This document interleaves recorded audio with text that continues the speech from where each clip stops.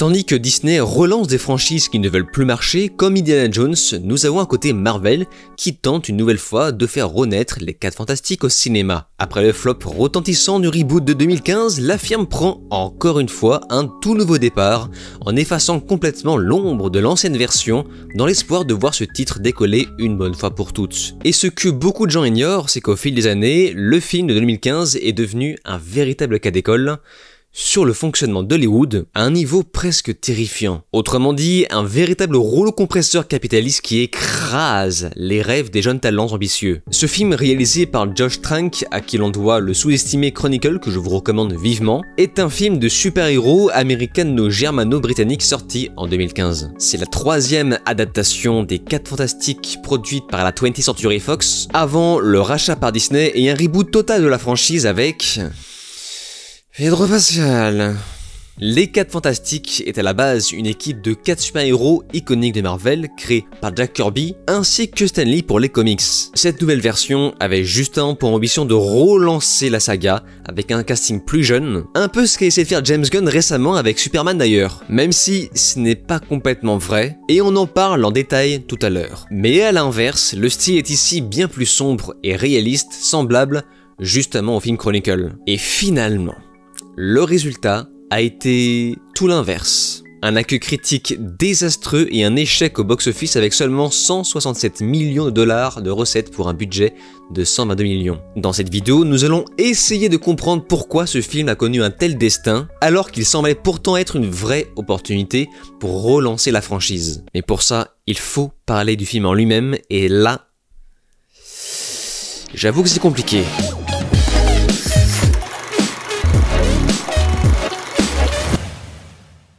4 jeunes prodiges se retrouvent transportés dans une dimension parallèle hostile qui transforme radicalement leur corps et bouleverse leur existence. De fil en aiguille, ils vont comprendre que leur handicap s'avère être au contraire un don. Ce faisant, ils vont devoir apprendre à contrôler leur nouveau pouvoir et unir leurs forces pour affronter un ancien allié devenu un redoutable adversaire, afin de sauver la planète. Alors je vous cache pas que j'ai eu un tout petit peu la flemme de relancer ce film pour en faire une vidéo, mais genre ouais, comme ça, hein. Ce qui m'a choqué la première fois que j'ai vu ce film, c'est vraiment cette impression de regarder un monstre de Frankenstein. Je n'arrive pas à regarder ce film sans m'imaginer à quoi il aurait pu ressembler si on l'avait laissé faire le réalisateur. Bien que l'intro ne soit pas très utile dans l'histoire, elle arrive quand même à poser une ambiance à la Spielberg, avec une inspiration presque Stephen King, mais c'est pas tout. En vrai, toute la première moitié est pas si mal, pour ne pas dire plutôt bonne. Et lors de mon tout premier visionnage, je ne comprenais vraiment pas ce qu'on reprochait à ce film. Je vous montre un peu les notes Allociné. Ça peut faire peur. Et ça confirmait aussi le fait qu'à l'époque, les gens étaient clairement plus exigeants qu'aujourd'hui. Et je peux vous garantir qu'il existe une époque où le Superman de 2025 se serait fait, mais alors laminé par la critique. Cette époque s'appelle Batman et Robin. Merci, au revoir. Pourquoi toutes les jolies filles sont des tueuses paranoïaques? À cause de moi? Jusqu'ici, tout ce que je voyais, c'était une allure plutôt élégante, une image soignée, un style à la Fincher qui renforce sa volonté de rendre la vision de ce long métrage beaucoup plus réaliste, mais surtout beaucoup plus sombre, mêlant suspense et sensations fortes. Les effets spéciaux suivent le reste, mention spéciale pour l'effet d'élasticité de Monsieur Fantastique, qui prend en compte l'anatomie humaine. Et ce n'est pas désagréable à regarder quand on se souvient de la diarrhée visuelle qu'était la version 2005, qui je le rappelle, était sortie 1 an après Spider-Man 2. Sauf qu'une fois l'origin story terminée, il y a tout le reste. Et là, ça devient vraiment intéressant. Évidemment, par mesure de sécurité, je pense qu'il est bon de vous rappeler que cette vidéo va spoiler à bloc. C'est pas une très grosse perte, hein. Voilà. Après 50 minutes de film, là où les origin stories se sont enfin achevées dans le fameux accident dans l'espace, là où les héros vont obtenir leur pouvoir, avec un réveil dramatique dans une séquence franchement bien réalisée, vraiment, j'insiste, soudain, trou noir.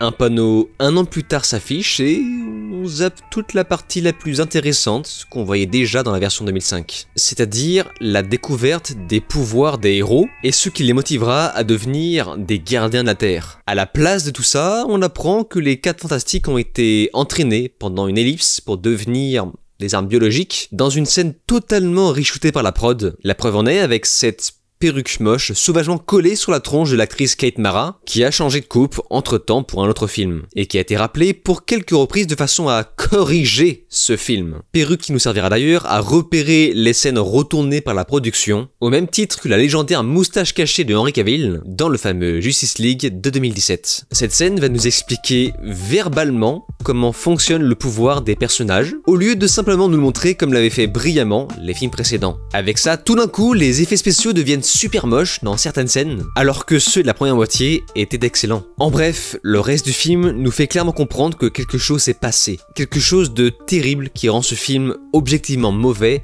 et effroyablement bâclé. Les 4 Fantastiques, c'est un voile dramatique et sombre ruiné par un studio borné et capricieux, incapable de faire confiance à des réalisateurs encore débutants. Et encore car pour moi, il avait déjà fait ses preuves avec Chronicle. Le plus drôle, c'est que ce fameux voile sérieux et dramatique se ressent en permanence dans les scènes qui, soudainement, deviennent extrêmement stylées par rapport au reste. Par exemple, lorsque Victor revient avec un capuchon noir, lol, on ne sait pas trop d'où il sort ça, mais soit. On ne sait pas non plus pourquoi il est attaché à un lit d'hôpital, alors qu'il arrivait très bien à marcher dans la scène d'avant. Le ton de la scène de retour devient étrangement mature. C'est vraiment dans ces petits moments-là que tu comprends à quel point on est passé à côté de quelque chose d'incroyable.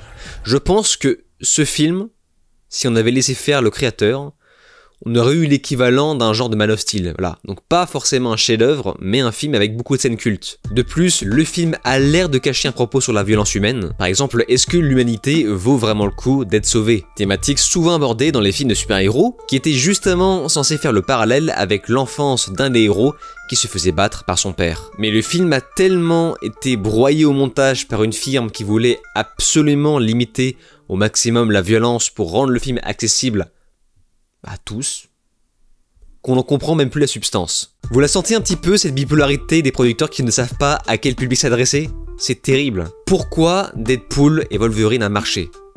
Parce qu'ils savaient à qui s'adresser. Un public mature, enfin en tout cas un public plus âgé, donc ils ont accepté de rendre le film ouvertement violent. Qu'est-ce qui s'est passé? 1 milliard. Voilà. Plus d'1 milliard au box-office. Des milliards. Résultat des courses, une flopée de clichés avec des dialogues peu inspirés. Petite précision par rapport à cette volonté de recréer une franchise à long terme en prenant des acteurs plus jeunes, je mets de gros guillemets à jeunes. La vérité, après quelques recherches, je me suis rendu compte que le casting de cette version 2015 est composé d'acteurs ayant quasiment le même âge, voire plus vieux que la version 2005. Par exemple, Kate Mara dans le rôle de Sue Storm, donc la femme invisible, était âgée ici de 31 ans, alors que Jessica Alba n'en avait que 24, c'est-à-dire à peine plus vieille que Rachel Zegler et 10 fois plus intelligente. Petite balle perdue. Ça mange pas de pain. La différence, c'est que cette sélection de nouveaux acteurs est connue pour des rôles teenagers. De la même façon qu'un Tom Holland qu'on associe toujours à un jeune garçon alors qu'il se rapproche de la trentaine. D'où l'intérêt de faire venir le réalisateur du film Chronicle, ouvertement pensé pour les ados. Le problème, c'est l'absence totale de charisme de cette équipe.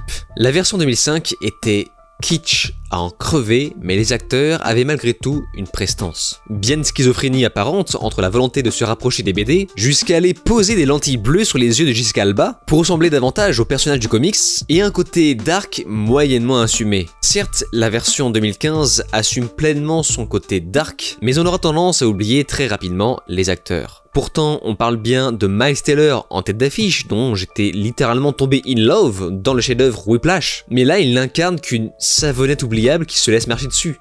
Alors que, évidemment, la version de Johan Gruffud était au contraire sûre d'elle et charismatique, juste le nez trop souvent plongé dans son travail. Quant au Dr Fatali, passé du regretté Julian McMahon, paix à son âme, qui puait la classe, à un vieil incel qui pue du slibard, ça pique un petit peu. S'ensuit le final et c'est là que tout part en couille. Le film devient finalement du super-héros classique, avec un esprit d'équipe sorti mais alors de nulle part, étant donné qu'il n'a jamais été abordé tout le long. Et c'est sans parler de ces dernières secondes qui symbolisent parfaitement l'échec de ce film. Les dernières secondes où ils vont choisir leur célèbre nom, les 4 Fantastiques. Âme sensible, s'abstenir. On est 4, on est une équipe. Comment s'appelle cette équipe? Moi, genre la torche humaine et ses torchettes. Non. Non mais sérieux. Je propose l'homme cerveau et ses neurones. Ou la femme cervelle et ses neurones à elle. Ou deux mecs, une fille et une chose qu'on doit se trimballer où qu'on aille. On a fait du chemin depuis le garage. Un peu, ouais. C'est fantastique.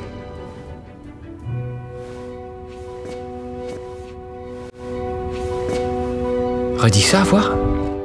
C'est fantastique. T'as raison, ouais. Ça y est, j'ai trouvé. Prêt? Ouais.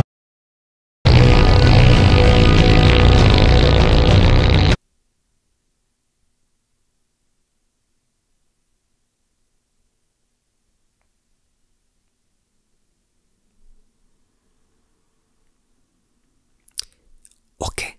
Si cette scène est pétrie de débilité, c'est parce qu'il s'agit, une fois de plus, d'un reshoot. N'oubliez pas, là, Sue Storm porte sa perruque moche, alors que le plan d'avant, non. Tout est dit. Il est bon de vous expliquer ce qui a mené ce film ambitieux à une catastrophe industrielle. Comme je vous l'expliquais plusieurs fois, ce reboot mené par Josh Trank devait proposer une approche beaucoup plus sombre et personnelle, exactement dans le même ton de Chronicle, avec un style presque body horror à la Cronenberg. Mais très vite, la Fox a jugé ce ton trop lourd et a rejeté les 2 premiers montages du réalisateur, poussant une série de reshoots, cette fois-ci dirigée par le chef-monteur Stephen E. Rifkin, réduisant le film à 101 minutes contre les 120 à 140 minutes initialement prévues. Trank se sentait complètement mis à l'écart, dépossédé de son œuvre. En plein tournage, il racontait avoir vu des producteurs décider des scènes sans prévenir, une expérience presque traumatisante où chaque reshoot était interprété comme une sorte d'amputation créative dans laquelle il n'avait absolument aucun contrôle. Cet affrontement entre le réalisateur et la production a culminé dans un tweet virulent la veille de la sortie du film. Il y a encore 1 an, j'avais une version fantastique entre les mains. Vous ne la verrez probablement jamais. Comment détruire une carrière en un seul tweet? Tweet que je n'arrive même plus à retrouver au passage, voilà, juste des screens, donc j'imagine qu'il a dû le supprimer entre temps. Mais forcément, ça a créé un grand boom. L'expérience fut pour lui si traumatisante qu'il abandonna un projet Star Wars qu'on lui avait proposé, et pris du recul sur tout ça, Josh quitte complètement la sphère des blockbusters. Il sacrifie sa carrière hollywoodienne. Résultat, on a un film littéralement raté, mal coupé, jugé unanimement mauvais par la critique de la presse, ainsi que le public, et évidemment un échec cuisant au box-office. Et c'est pour ça que ça m'énerve qu'on remette tout sur le dos de Josh.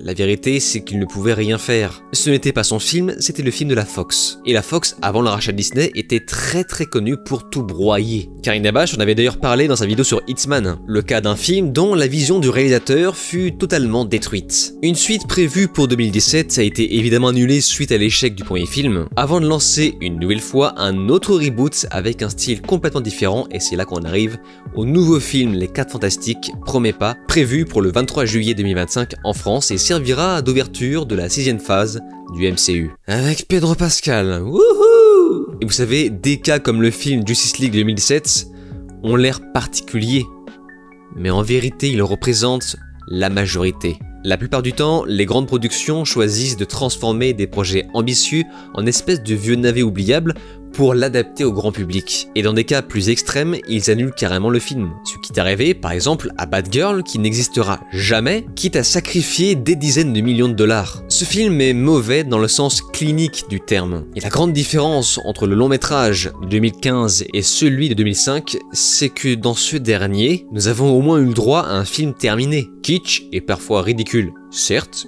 mais clairement terminé. La vision du réalisateur était pleinement accomplie. Et là, je vous vois tous venir, il nous faut un Trank's Cut. Trank's Cut. Sauf que, comme je vous l'expliquais, ce que je viens de vous décrire n'est qu'un échantillon du fonctionnement d'Hollywood tout entier. Vous pensez vraiment que la phase 5 du MCU était censée ressembler à ça? À des films ou des séries du genre Ironheart? Bah non. Évidemment que non. Évidemment que derrière tous ces projets, il y a tout un tas de créateurs ambitieux qui se font remplacer par des yes man. Quoi qu'il en soit, on peut toujours tomber sur des surprises. Et de ce que j'ai remarqué, ça fonctionne généralement par période. Il y a des époques intéressantes qui ont donné naissance, par exemple, au lancement du MCU, jusqu'aux derniers films Avengers, puis il y a le reste. Et nous verrons bien si le prochain film Les 4 Fantastiques fera partie du reste. Si on parvient d'abord à surmonter la Pedro Pascal fatigue. Et vous, de votre côté, que pensez-vous de tout ça?